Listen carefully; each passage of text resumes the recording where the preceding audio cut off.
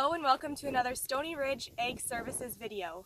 Today we want to discuss a few pests that you want to be looking for in your canola fields, as well as the growth that we're seeing in the corn and soybeans.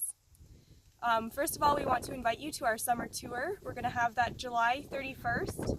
We're going to start at Inland Seed Corp at 2 o'clock in the afternoon. So if you can attend, please let us know and we'll mark you down as an attendee.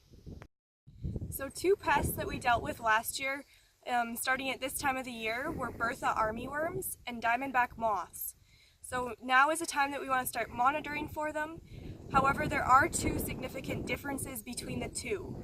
So the Bertha armyworms do overwinter in the soils here, so it can have an influence as to the numbers last year.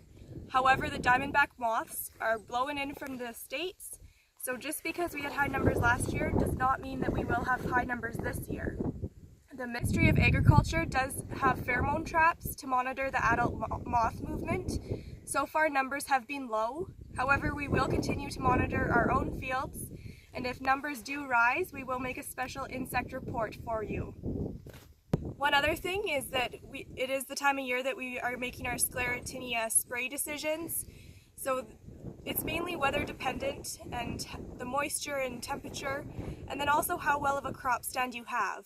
So just a reminder that most fungicides are at the 20 to 50% bloom stage. So if you do decide to do a fungicide application, just make sure you're hitting it at that optimal stage.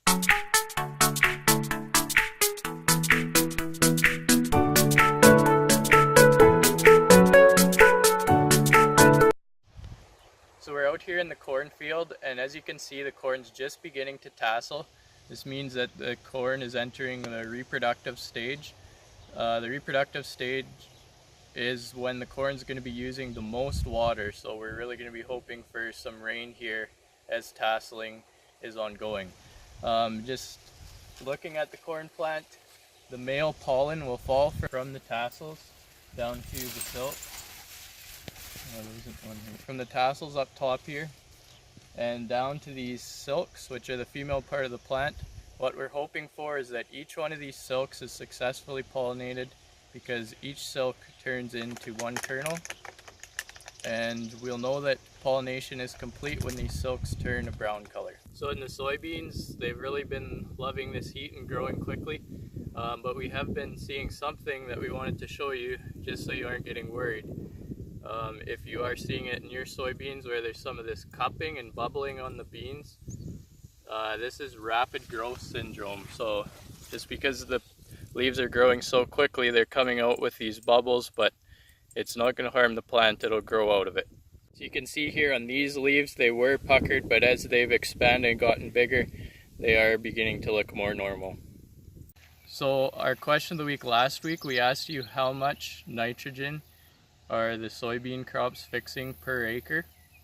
And so it's a bit of a range for the correct answer, kind of 180 to 270 pounds per acre of N they'll be fixing throughout the season.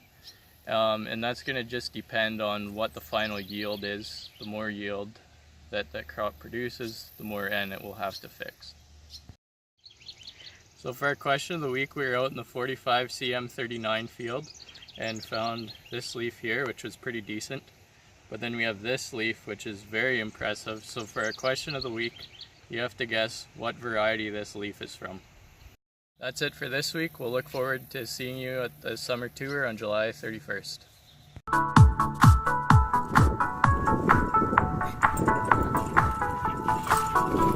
Good boy. What'd you find?